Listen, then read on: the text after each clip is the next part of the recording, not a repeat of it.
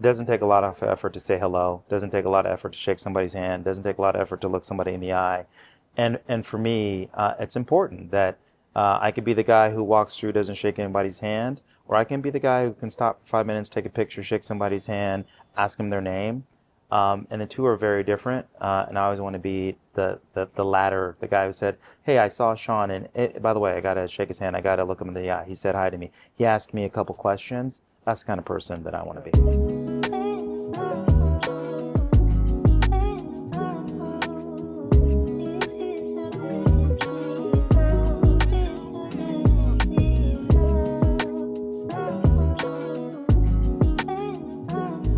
Welcome to another episode of the Prosper Brief. I am your host, Jeremiah Wynn, and today we have a very special guest. He is the CEO of Taco Bell and the Chief Consumer Officer of Yum Brands, Sean Tresvant. Sean, thank you so much for being here with us, man. Thank you for having me. So I understand you've been traveling for the past 7 weeks? 7 weeks, yeah. Is that the mantle that you have to put on when you take on the role of a CEO, or is this something that you're choosing to do? No, I think it's the job. We're a global company, so I've been in Dallas, where Yum headquarters is. I have been in China, where we have stores. I've been in Korea, where we have stores.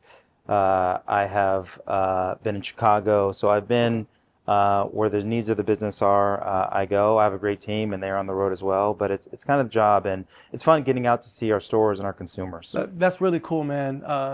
So I wore Jordan today because of you. I'm like, yeah. I'm about to meet Sean Tresvant. Let me come correct. I'm not going to come I should have worn mine. Yeah, I should have worn mine. But the one thing that is funny is that you made the transition from Jumpman to Taco Bell, which may be confusing to some of the audience out there. Do you mind kind of letting us into that story? How did you make that transition? What was that like? Yeah, I'm a Northwest kid. I was born in Seattle, Washington. So I always knew Nike because Northwest and Seattle and Portland touch. And it was a bucket list. If I could ever work at Jordan, Nike, it would be a dream job. Yeah. And it doesn't start out that way, as you know. My first job was merchandising wine. My second job was at Campbell Soup. Okay. And one day I had the opportunity when I was working at Sports Illustrated to interview with Nike.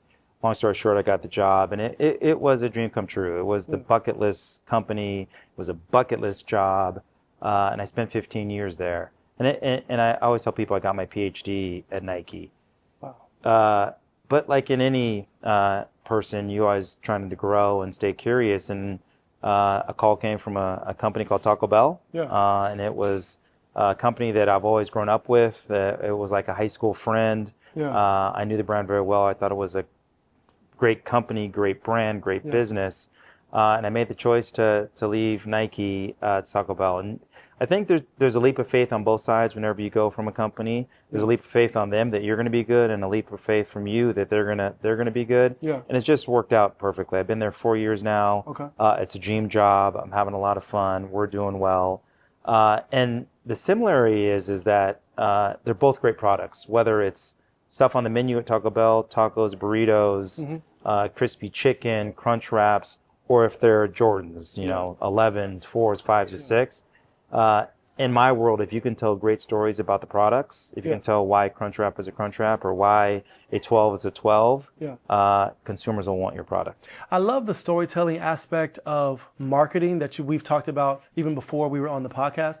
What really drove you to wanting to be in the marketing field? It was just whether you're watching a movie, whether you're listening to music, whether you're buying a brand, you need to create emotion in people. Yeah. I think the best brands create emotion. I think the best movies create emotion. I think the best music makes your heartbeat tick up a little bit. Yeah. And for me, that idea of you can bring emotion to people in your product or in your storytelling is a very, very cool idea. Yeah. And so that's what attracts me to brands, and that's what attracted me to Taco Bell, attracted me to Jordan. And it's the fun part of my job is that I get to go tell stories that create emotion in people. What do you think is the biggest misconception that people have when it comes to marketing? I think people think marketing is all shooting videos. I think people think marketing is all, we're going to tell stories. Today's marketing, that might have been yesterday's marketing. Today's marketing is how do you deliver? How do you deliver clicks on social? How do you deliver ROI for the campaign? Yeah. If you're going to do a story or a campaign about a Crunchwrap, how many Crunchwraps did you sell? So I think the perception, it's all cool and it's all storytelling with no ROI. Today, you have to deliver ROI to make sure that you are telling stories that deliver for your consumer. Is there did you ever have a moment where you felt like, you were hopeful that you could eventually be a CEO? I did. I think early on, as you grow up and you progress in your marketing careers, you kind of squint and you kind of say, hopefully one day. But again, it's the humility of not expecting it. But if I work really hard, if I show up, if I do the right things, if I stay curious, maybe one day. But I want to make sure people know. For me, there's no entitlement. No matter what level we reach to, it's not about the private jet. It's not about the letters after your title. It is about you as a person and the humility and the way you make people feel. Well, that's such an interesting perspective. I want to get your perspective on this. So on social media and a lot of podcasting, everyone is pushing be your own boss, be your own CEO, work your own business. And it feels like some people they're willing to be a CEO at the cost of having no one to lead, right? What are your thoughts on how social media is pushing us this direction? Yeah, everybody has the right to be their own brand and do what they feel they need to do. So if somebody wants to be the brand of Self Inc., more power to them. If somebody wants to be the CEO of Kraft, more power to them. I think it's just, for me, the way I think about it is just try to be the best I can be each and every day, and most importantly, help people be the best they can be. Sean, I'm so grateful for the time that we're spending. If I can just ask you a few more questions. Yeah, sure. Thank you. Because I'm so interested in knowing more about your family dynamic. When you're traveling 7 weeks in a row, what is that like? What is the foundation? How do you keep going? Yeah, I try to stay in touch with the family as much as I can through the phone. I try to get my workout in to make sure I stay healthy. And even though I'm on the road for work, I still take time for myself. I read, I meditate, I do the things that are important to me. So it's not on 24/7. It's making sure, as Sean, that I am doing stuff for me as well as doing stuff for the company, but also doing stuff for me, stuff that keeps me grounded. I love the humility aspect of that. As we were walking over here, you shook every single hand. You shook every other hand. Yeah. You took so much time and you shook every single hand. And I feel like that's the message of humility that we can all learn, right? Yeah. One thing I learned very, very young in life: it doesn't take a lot of effort to say hello. It doesn't take a lot of effort to shake somebody's hand. It doesn't take a lot of effort to look somebody in the eye. And for me, it's important that I could be the guy who walks through, doesn't shake anybody's hand, or I can be the guy who can stop for 5 minutes, take a picture, shake somebody's hand, ask them their name. And the two are very different. And I always want to be the latter, the guy who said, hey, I saw Sean, and by the way, I got to shake his hand. I got to look him in the eye. He said hi to me. He asked me a couple questions. That's the kind of person that I want to be. I love that, man.